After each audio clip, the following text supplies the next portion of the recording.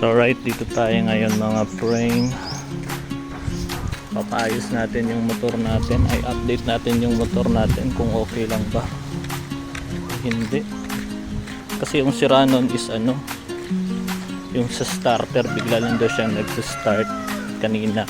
Yung pag turn on ko kanina, bigla lang siyang parang nag-ground yung starting button niya kahit in-off ko na yung in-off ko na yung susian, nag-start pa rin siya. So tara, update natin doon kung kamusta na nga ba yun. So ayan, pagbalik namin dito mga preng, ayan, okay na yung ating motor mga preng. Maraming thank you dito sa ating mabutihing mekaniko mga preng. Malapit lang to sa amin mga preng, kaya agaran agad nilang niresponde yung ating motor. Ayan, maraming thank you sa pag-ayos ng ating motor. So okay na sa preng. Ito pala yung pinalitan mga preng, yun, kasi ito sira na.